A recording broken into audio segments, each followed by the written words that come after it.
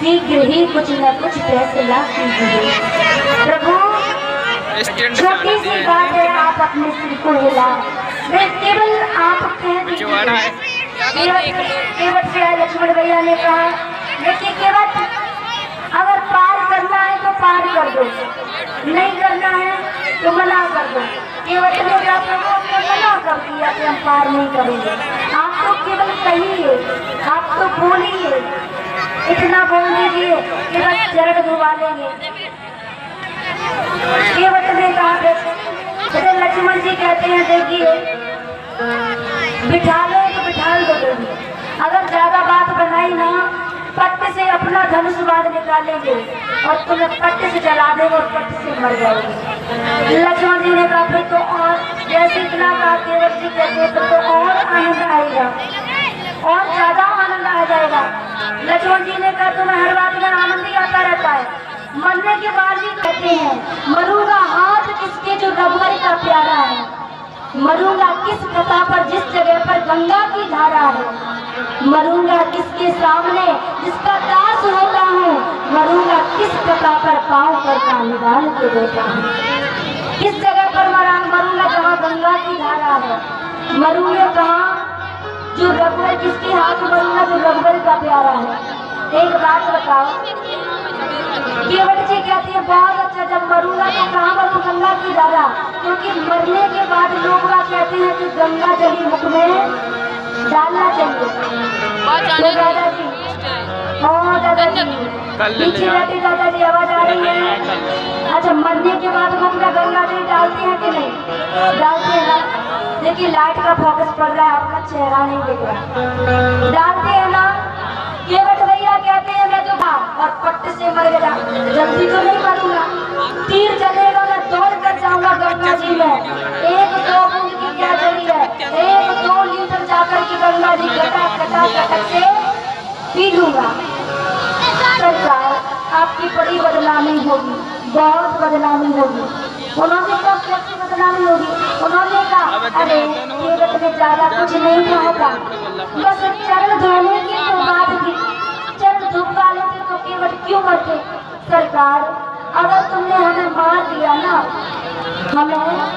दिया ना, सारे संसार में तुम्हारी विडंबना फैल गई। क्यों? अरे लक्ष्मण भैया आए थे, उन्होंने बेचारे ने थोड़ा चरण धोने की कहा था, मार दिया, इसीलिए गांव वाले तुमसे कहेंगे अब केवट मर गया है तो इसकी अंत्येष्टि क्रिया भी कर दीजिए प्रभु, आप जाइए नहीं। तब तक केवट बोला अंत्येष्टि क्रिया हो जाएगी तो फिर कहेंगे अंत्येष्टि क्रिया हो गई, इनकी 13वीं के लिए रुक जाइए, फिर 13वीं के लिए रुकेंगे, फिर 13वीं के बाद में शोक मनाया जाता है। गाँव वाले कहेंगे अभी केवट मर रहे हैं, थोड़ा रुक जाइए, तो रुकना पड़ेगा। सरकार धीरे धीरे तुम्हें 1 साल हो जाएगी, मार दो। लक्ष्मण जी ने कहा भैया अपने भक्त तुम ही निपट लो, हम तो पीछे हो जा रहे हैं। तुरंत बाढ़ रखा और रख लिया। केवट भैया ने कहा ऐसा करो तुम्हें पार जाना है ना? उन्होंने कहा जाना, तो इसीलिए थोड़ी दूर जाने पर गंगा मैया में घुटने घुटने तक जल है, चलेगा पैदल होकर चलेगा। केवट भैया हाँ बताओ जल्दी चलो हम पैदल निकल के जाएंगे।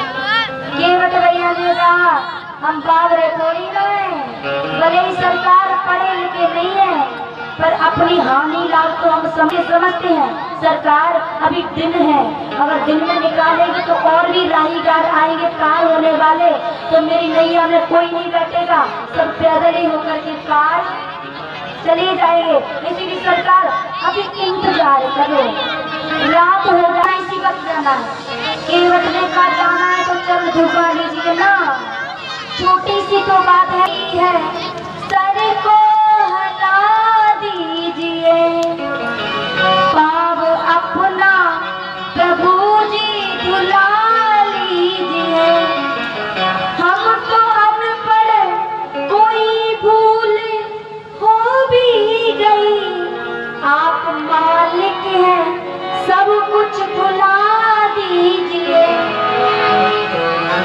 लक्ष्मण जी ने कहा चलो ठीक है भैया आप चिंता मत करो, हम दूसरी नैया वाला बुला लेते हैं, अभी पार हो जाएंगे। लक्ष्मण जी ने कहा नहीं आएगा, क्यों? पहले ही व्यवस्था कर दी है, गैर मल्लाह आएगा हरगिज नहीं, नाम लेकर किसी का बुला लीजिए।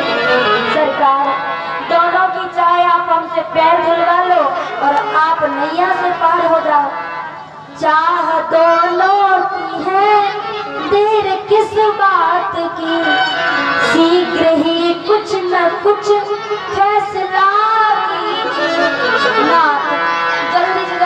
इसका कुछ फैसला कर दीजिए, हमें जल्दी जाना है, इसीलिए सरकार आप कुछ करिए ना। लक्ष्मण जी ने कहा कोई बात फिर की तुमने, बस चरण पर तुरवा लो, हमें एक ही बात है। लक्ष्मण जी ने कहा ज्यादा बात करो तो अभी बाण दिखाकर तुम्हें मार डालूंगा।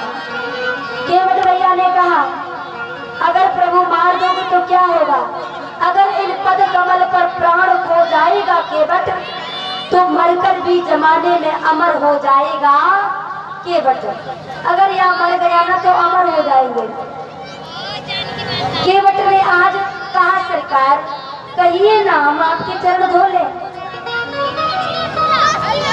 महाराज लक्ष्मण भैया ने कहा देखिए भैया बिल्कुल भी इन्हें कहना मत कि चरण धो ले।